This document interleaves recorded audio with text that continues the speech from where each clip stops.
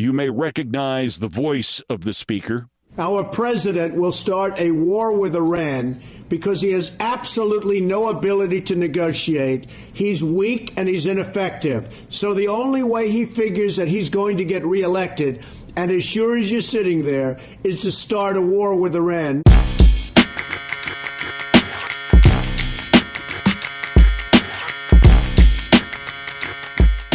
What's up, YouTube?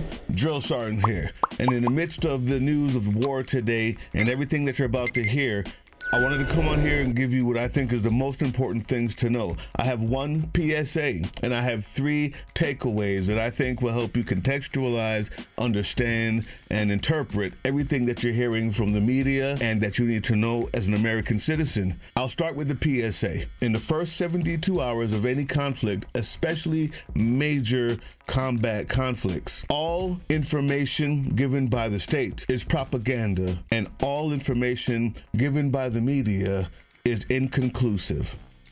Notice I said propaganda, not true or false. In the midst of a war, especially the first 72 hours, the state is curating everything to ensure that they're gaining an advantage and not losing an advantage. That's how it works. It doesn't mean that they're saying something wrong or false. They could be, but propaganda can be true or false. It's when they choose to use it and how they choose to frame it. So if you know that going in, everything you hear from Bebe when he says that they killed the Ayatollah leader or they killed the supreme leader or whoever, whatever they say happened is propaganda and should be taken as such, as well as anything we say. If you remember the last time we had strikes, the nuclear program was obliterated. And last night, Trump came on and said, we have to make sure they don't have a nuclear program. Somehow, obliteration doesn't mean obliteration anymore.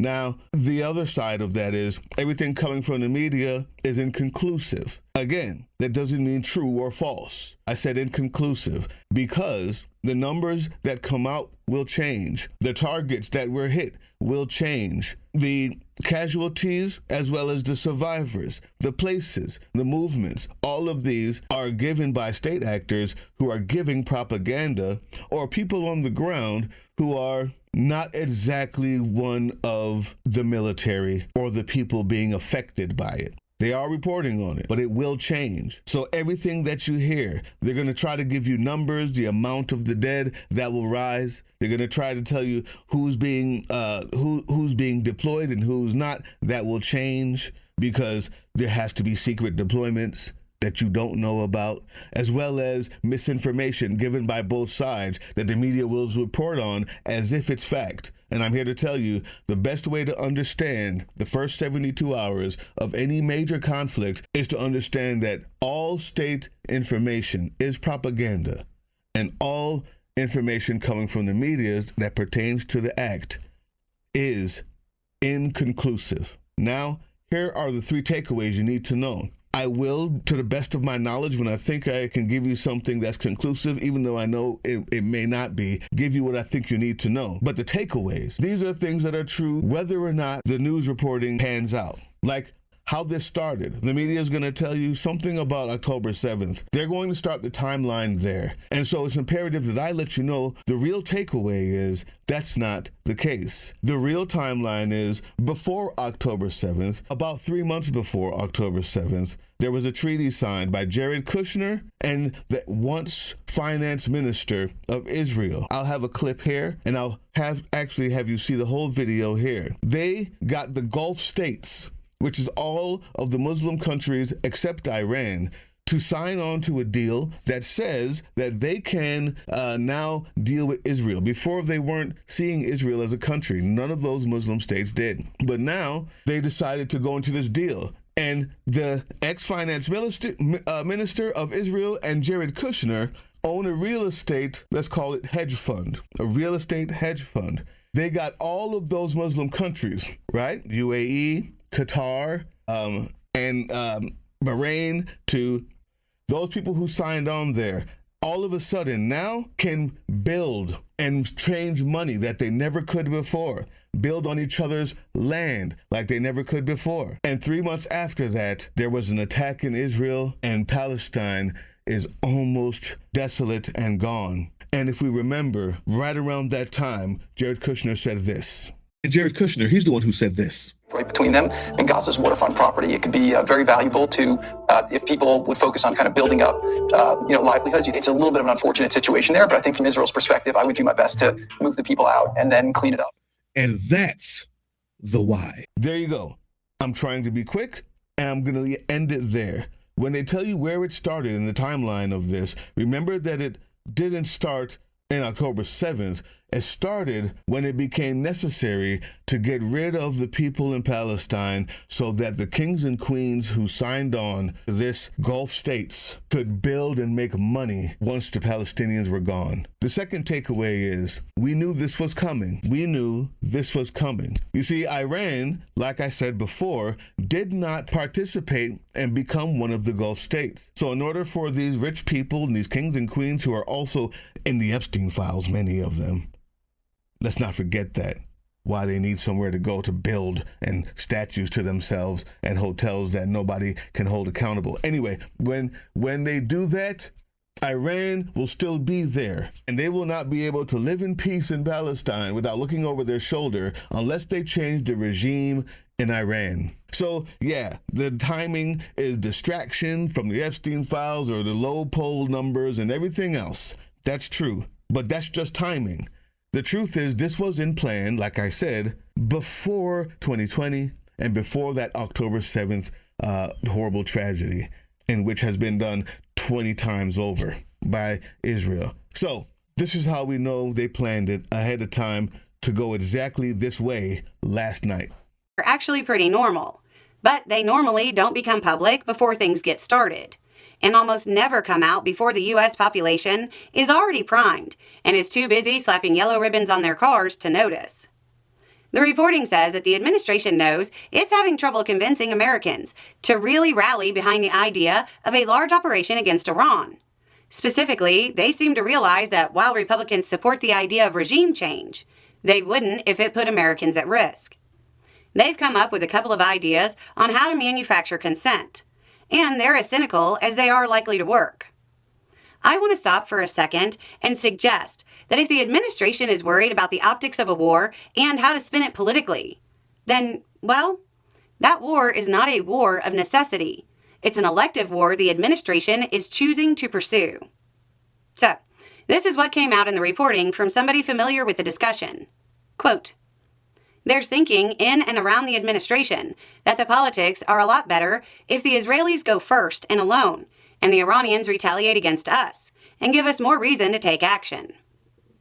So even though it's been telegraphed well ahead of time, the idea is to try to frame it as a defensive action of the U.S. coming in to help an ally, when in reality, it's scripted ahead of time. The unspoken part of this is that if Israel was to go first, Iran would respond. In the current dynamics, it would be unlikely for Iran to respond solely against Israel. If U.S. forces were attacked during the response, it would provide the catalyst to get Americans behind Trump's elective war. Another statement made was, quote, "If we're talking about a regime change scale attack, Iran is very likely to retaliate with everything they've got. We have a lot of assets in the region, and every one of those is a potential target, and they're not under the Iron Dome. So there's a high likelihood of American casualties, and that comes with lots of political risk." A high likelihood of American casualties. Our government, United States government, President Donald Trump, signed on to do something that he knew would get Americans killed so that it would manufacture consent for a war that would make the Epstein class feel freer to build hotels on the bones of dead Palestinians and never have to look over their shoulder again. That's the takeaway that you're not going to hear today, and the context you need to know. Before I get to the final third point, I have an addendum that's going to tie both of the things I said before together. We'll call this an editorial addendum. Also very important. And it's something that Bebe said, the Prime Minister of Israel. This is what he said, and this was my takeaway last night when he said it, when we were live. Watch this, and you'll understand. has started. And again, I address the Iranian people, the Iranian army. You are not our enemy. We are not your enemy. Our common enemy is the oppressive tyrant regime that have taken illegal possession of your lives. Every army man who lays down his arm will be offered safe exit. Wow. It is your opportunity. The Iranian army, the Iranian people, it is your opportunity to have a new Iran, a free, liberated Iran. We, together with the United States, will work for peace and prosperity in this region.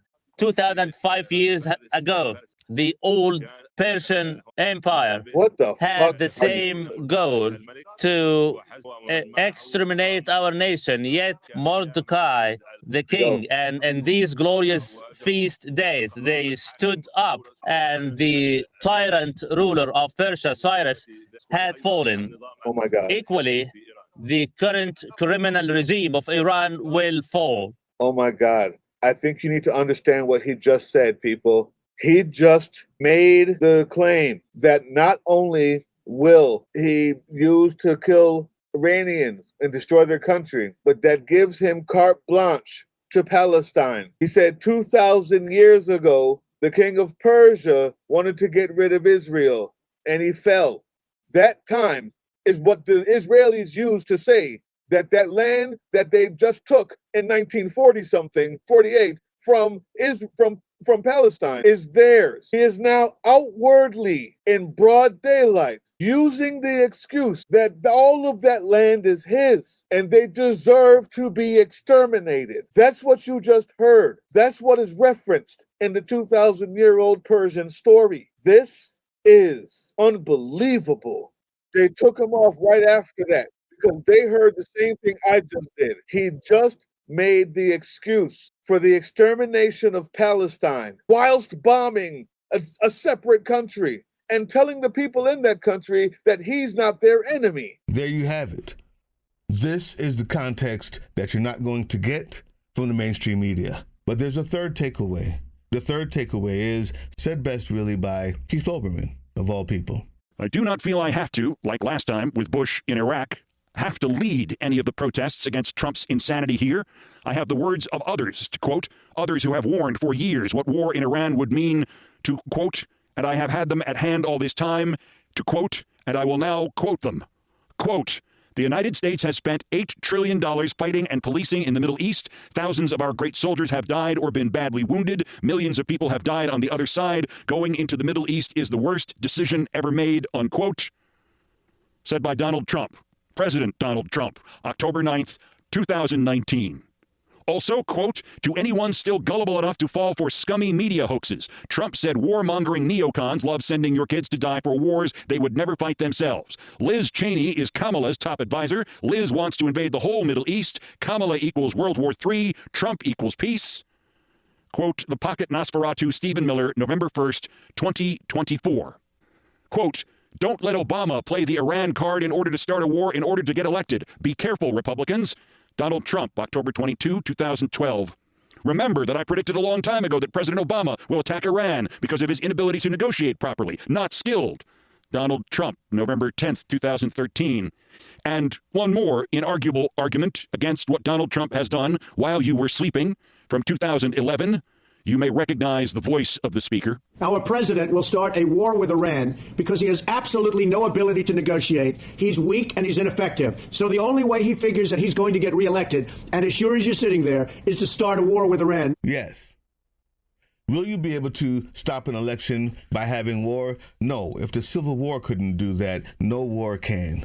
But the more that the media, who's unfortunately in America, the mainstream media, has just become a propaganda arm of the state, talks about it like there's something that can be done like that, it makes it more valid. They're giving validity to something that is not able to happen. They're run by the states. That's it. The Civil War could not stop an election. A war in Iran surely cannot. On the other hand, for every other reason that Trump said we shouldn't be there when there was somebody else's president, yeah, these are true. And as usual, he tells on himself. And there's something else in there that I'm going to harp on, and many people won't like it. In that statement, one of the things that Keith Olbermann reminded us of was when Trump said Elizabeth Cheney is Kamala's, right-hand person, and they're going to start World War III. For the rest of you people standing on soapboxes, talking about third party, and feeling good about yourselves, I hope that they build a gold statue of you as well on the bones of the dead Palestinians who died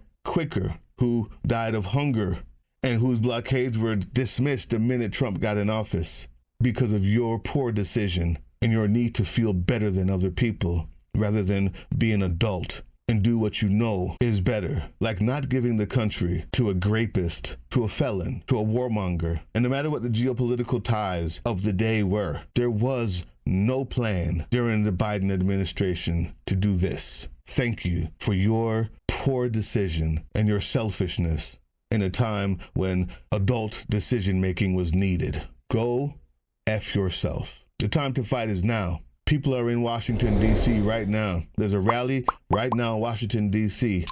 Check it out. We're not stopping the fight. We're just getting started. Hey, yeah, you. Before you click away to watch someone unbox a tactical toothbrush, let's talk about something real. Political Drain isn't just another content mill. We're a digital front in a very real war. Not with bullets, but with ideas, with action, and with solidarity. We pair urgent news with critical education. And we build community around actual resistance, not the hashtag kind. The kind that moves. But here's the thing. None of this is free. It isn't. Behind every video is time, labor, research, and some weird guy asking if we're gonna pay the hosting bill. And yeah, some of that money goes to things we can't necessarily say out loud. If you know, you know. Let's just say our special ops aren't Call of Duty LARPers. They're people making real moves to protect, uplift, and organize. You're not just funding a channel. You're funding a resistance network in a world where capital still calls the shots. Unfortunately, in a system built on artificial scarcity, even mutual aid has a price tag. And if we want to grow, if we want to win, we need your help. We need your help. So if you've got even a few bucks to spare, toss it our way. It's not for ads, it's not for merch drops, but for people making moves in the shadows so others can do it in the light. It's just us and you. So fund the mission, fund the fight, fund the future, because nobody's coming to save us. We save each other. That's how this works.